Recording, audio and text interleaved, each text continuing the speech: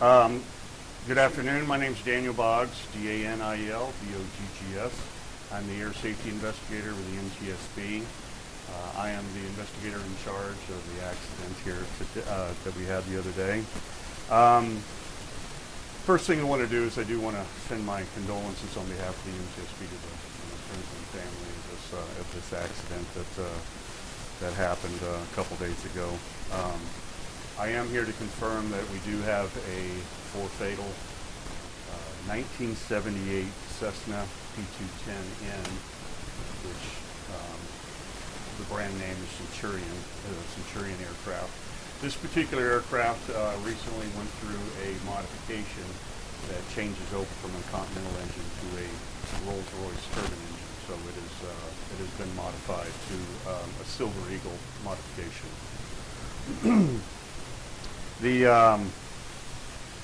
Currently what we're doing right now is as we're almost finished loading up the aircraft. We've been here for a couple of days doing our on-scene work, taking any perishable information that we may have. We are going to take the aircraft to a secure facility now today, and then for the next couple of days we will be going through as many of the systems and engine as we can. It is severely damaged with fire.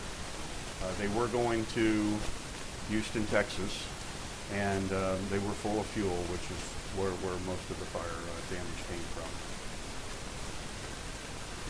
from.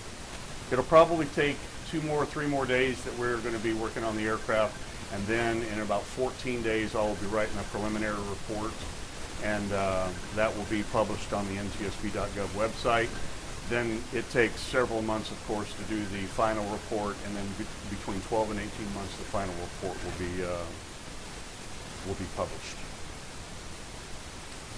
One thing that we are going to be going through is we are going to be gathering as much evidence as we can. We've already got a team of guys that are going to be talking to the ATC tower to find out what communications is happening. We are going to be locating, we haven't located them yet, but we are going to be locating the maintenance records. We're going to be looking at the pilot's records. We're going to be looking at the weather. We're going to be checking all the parameters that we can. We don't think there was any issues with the weather or anything at the time, but it will be gone. That's all the factual information I have right now. We are going to be, like I said, we are going to be probably another 48, 72 hours working on this locally, and then the rest will be once information comes in. So I will open it up for a few questions, and go ahead. Not allowed to give those out at this time because they haven't all been confirmed. The medical examiner will be giving the names. Can you talk about, I mean, you have a look at maintenance records, but do you know when it was last serviced, or this was like, I guess, an aircraft that was modified by the owner or the pilot? Well, O&N modifications, they're the ones that take an aircraft like a P210, and then they have the paperwork that's been approved through the FAA to take that engine out and put a turbine engine in. So O&N out in California are the ones that modified it. It has been recently done. It's a newer aircraft newer to this pilot, but we don't know when and where because I don't have any of that paperwork yet. Can you talk about, in layman's terms, because I know you talked about, I guess it's like a turbine jet, like Yes. Still a turbo shaft. Yes, still have a prop. It's a turbo shaft. There's still a little turbine engine that turns a propeller instead of a large jet, but still it's a turbine engine. As an investigator, is that triggered in your mind, or that's something you could look at? Is that something that No, it's just a different engine. It's just like any other turbine-powered aircraft. There's hundreds of them running around, and we'll look at it just as close as we will a piston engine.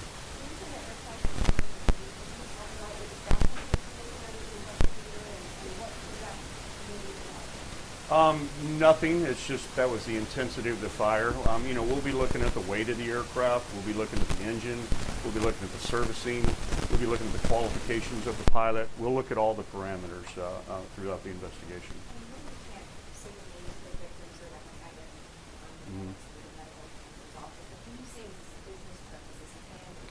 I am believing in that it was a personal trip, personal family trip. Yes. Mm-hmm. Can you confirm who owns the plane? No, not at this time. I don't have any of that. I don't have the paperwork yet. Has part of your investigation on the ground so far been able to talk to people who saw those final moments or the takeoff or yes, we have. Yes, we are doing that, and we also are contacting the businesses along the airport, because several of them may have videos, so we will be pulling all of the videos that they have. You talking to those folks yet? Or We what's- have been or what talking. have they, I mean, General said that. they think Unfortunately, holiday weekend, all of their IT people won't be here till tomorrow, so it'll be picked up tomorrow. I mean, witnesses who were here at the airport and may have seen it, like, I know we had some on our ears. Yeah, I mean, right. Have you been able to talk to them there? I have, and it's basically the same thing the video showed that was on the news, is on takeoff and, 75 feet up in the air and nosed over, so, we'll be checking that out. So, On these smaller aircrafts, can you talk, I mean, people think, oh, well, there has to be like a recording that records the. yeah, there's the no, I mean, it really, on these planes, can you explain that, how there's really not a black box? yeah, there's, Data you can- on personal aircraft, there's no black boxes, there's no CVR, cockpit voice recorder. Those are on the large, pay-for-hire type aircraft. So there's no boxes. There are engine perimeter boxes that are on some of the smaller ones that just give you the perimeters of how the engine was running. We're going to look at that, but there's so much fire damage, we don't think we're going to get any usable data off of that. Sorry. go ahead. How many gallons of fuel were in that? Well, with the modification of this turbine engine, they put another fuel tank in it, and we don't have the paperwork to know what's the max gallons. I don't know. But there would be more fuel in the turbine. Oh yes, yeah, they burn a lot more fuel than normal, so they carry a lot more fuel. Can you talk about just the challenge of, like, I mean, just the craft side, I mean, trying to, now that you're gonna move it, I guess maybe you'll have a better chance of trying to, just because it is so damaging to fires. Yeah, it's just unfortunately a lot of damage. What we'll do now is we do all of our on-scene and we get all of our perishable information that we can without touching anything or moving anything.